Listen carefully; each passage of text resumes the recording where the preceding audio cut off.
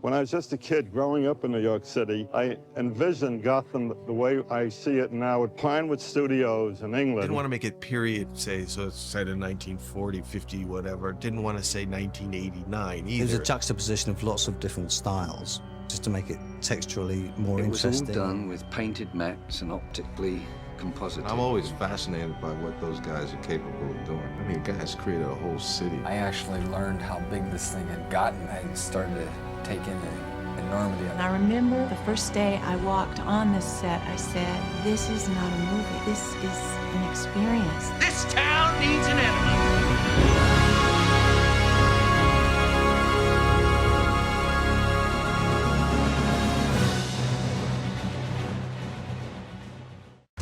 I've always been fascinated by the 1989 Pinewood Studios Gotham City. Recently I found a blueprint of the original design and thought I would give it a shot. So it's built in N scale. Now, this is the first time I've ever worked in N scale, so it was a real learning experience. And I would have done things a little bit differently from the beginning if I had started over. And the thing got way out of hand. I didn't realize how gigantic it was going to be. I don't even know where to put it in my house. But it was a lot of fun, and overall I think you'll enjoy it. I hope you enjoy it. One of the main advantages of going to Pinewood Studios was that they have a very large back lot, which has nothing on it. Didn't want to make it period, say, so it's set in 1940, 50, whatever. Didn't want to say 1989 either. It's like, for me, it's best to set it in its own world. So we just took the approach if there was a parallel universe New York, or, you know, if like the planning commission had been all screwed up, it just, what would have happened to New York if it had kind of gone the way it was going in the early 80s, you know, where everything was getting worse and worse. A lot of Gotham City was based on certain things by Albert Speer, you know, the German architect for the town hall, and we pinched a little bit of, it's a Japanese architect called Shin Takamatsu, whose work is based on mechanical engineering. There is very much a machine aesthetic, which worked very well with what we were trying to achieve with the film. His style at the time was kind of a retro look as well, but it was a perfect combination with sort of deco-y New York in the 40s. They worked like fantastically together. When I first started, I cut the map into 5 sections, and I started with the section that had City Hall and the Flugelheim Art Museum, and that seemed to me like the easiest part to start with, but it really wasn't. It may have been the most difficult part. I was going from pictures on the internet that conflicted. I slowly began to realize that nothing was symmetrical, and that was to make it more interesting from different angles, and even though it was such a large space, they wanted to make it seem even larger than it was. Anton first was an incredible production designer. He was somebody that thought out of the box and didn't make his creations from a box. It was always pushing the envelope out, looking for another way to present the design of the film. Anton and Tim and us, you know, I always looked at it as we were more the practical side of things. We would make it all work, and Anton would be the thinker and the ideas man. It was like a city that had been built on top of other buildings, and we got into these big sort of metal stanchions and, you know, shapes that were holding up buildings that you never see apart from in some of the matte paintings. Ah, shit, I got the wrong size fire escape. I was looking forward to making the section of the map that has Crime Alley. I'm not sure if they call it Crime Alley in the movie, but that's what I keep referring to it as. It was the first section I got to add people in. I had to do that first because once the walls grew, it was just going to be too difficult to put them in at that point. Come on. Hey, mister, how about it? $1. Are you deaf? You don't speak English? Come on, up here. Ah! Hey, lady, do the kid a favor. Full screen.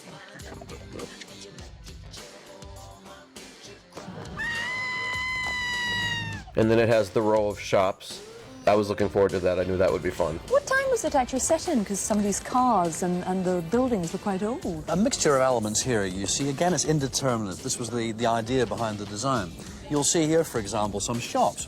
Now, these might make you think of what the Lower East Side of New York used to look like. These are the homely elements, the delis and the florists, which make people feel comfortable and contrast nicely with this brutal, large architecture. We're trying to recreate the look of Gotham City, which is a mixture of New York gone wrong, if you like, trying to give it a sort of foreboding look with the way that it's designed, with the dark alleyways, with the the buildings, the height of the buildings. I mean, this set is meant to be 600 feet high.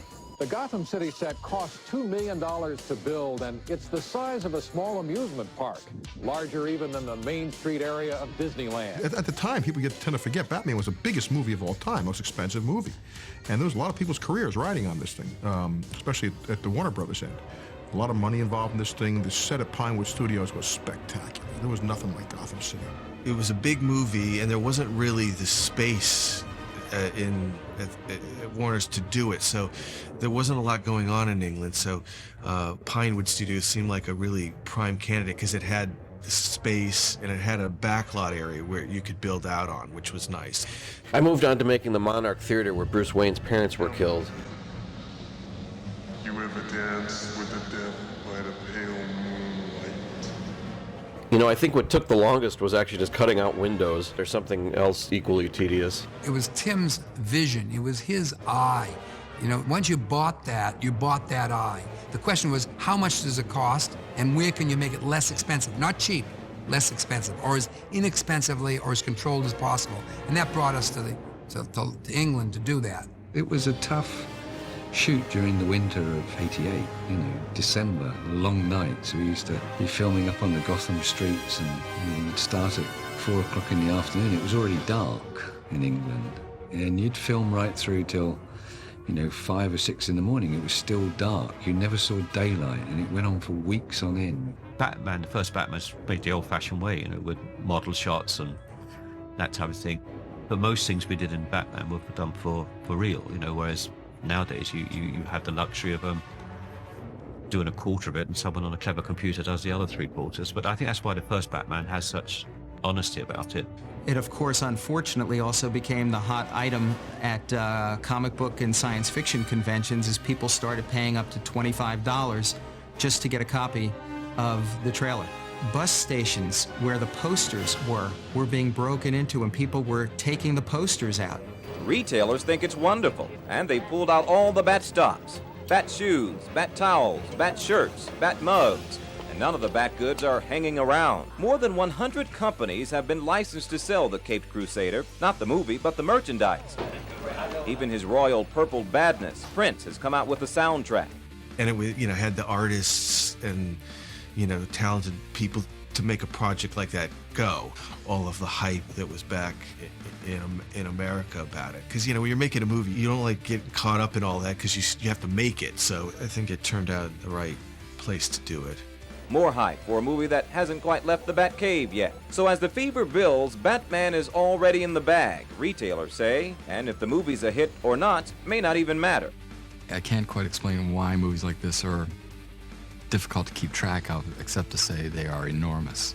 And I'm amazed at Tim and everyone else who worked on it. I mean, everyone else who worked on it, because everyone has to kind of keep up with it. One of the things I think I had about this movie is I knew how big it was going to be. For instance, they had a good feeling about it, but in the area which I'm involved in it all, I don't care, but I mean, it also cost me some dough. They were totally unprepared for the level of the success. Batman, gotta run to jail. And this is, am I correct, this is Anton Furst's design? Anton Furst, you're absolutely right, the production designer, but he didn't actually do the final design drawings. They were done by a guy named Julian Caldo, who's a UK concept artist, and Julian's quick to credit Anton Furst. Obviously, he was the production designer. He came up with a lot of the overall concepts, but right. Julian drew not only the Batwing, Julian also drew the famous 1989 Tim Burton Batmobile. Wow. And his drawing, Julian's drawing, is actually frequently published with Anton Furst's name on it. I started trying to replicate the cars in the movie. Dodge Monacos were all over the place in movies at that time, and movies and TV. It was the Bluesmobile. I was working up these ideas, and there was a lot of skepticism about whether I was the right guy for the film, which I understood because I'd never done a big film, never done a big budget film, I'd never done an action film. So I really had to prove myself, and I'll never forget, there's a presentation I had to make. John Peters was there, who I think was very skeptical. I know he was skeptical. And Tim was there, and I was playing this idea and that idea. It was a little bit scattered because that's the way my brain works. And John didn't understand this process, and I could see his face was like, I could already see like the bubble over his head. Wonder if this composer is available, or that composer. And then Tim said, play the march, play the march, play the march. And I put on this Batman march, and John jumped out of his chair. Really just almost started dancing around the room. I remember the stories when the theater owners first saw Batman on the preview, and they were scared. They were scared because it was so dark, and that people didn't know how it was going to go. You know, the theater owners were generally older people who were conservative, and, you know, they wanted a real happy, and Batman wasn't that. But to the young and to everybody else, it was a different experience. It was exciting. The night of the premiere was a very touching moment for both of us, especially Bob. As the cars started to turn and we saw, it was like New Year's Eve on Times Square, and Bob looked at me, and even now I get a chill talking about it because his eyes just welled up with tears.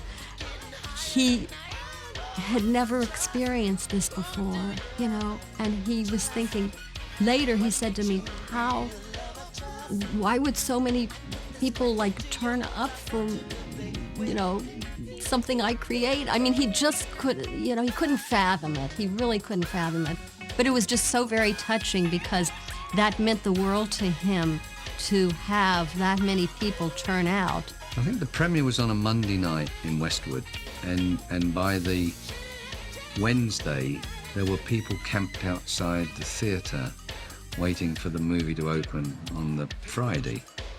And by Friday, there was a line around the whole block. People dressed up and makeup like the Joker and all sorts of things. It was quite amazing that everybody had been caught up in this whole Bat-mania thing. Well, no, I think you can really prepare yourself because it's a surprise. I think it's always a surprise to me whether it's a success or failure. I mean, I get equally shocked by both.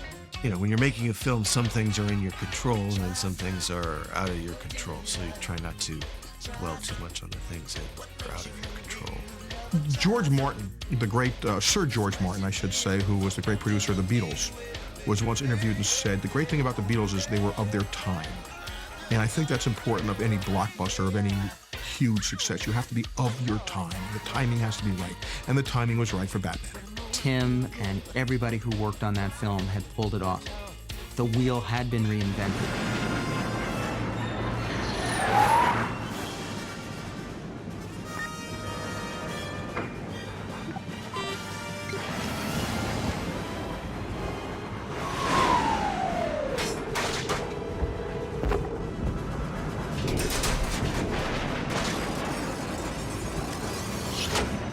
My balloons.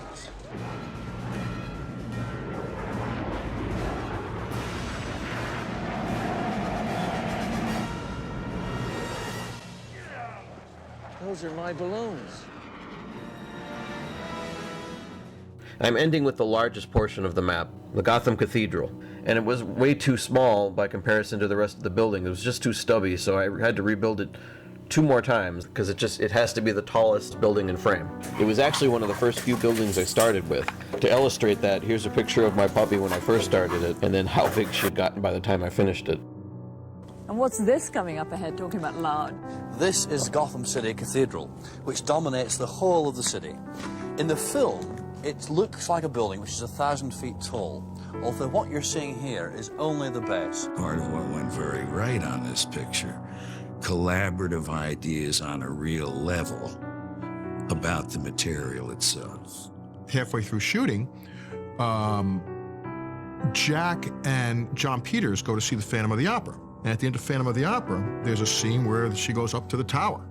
And the Phantom and the big conflict at the end, the big climax takes place at the tower. I don't know how the story went, if John turned to Jack, Jack turned to John, but said, you know, this is what we need. And the next day, they started writing that scene, the whole ending in the tower.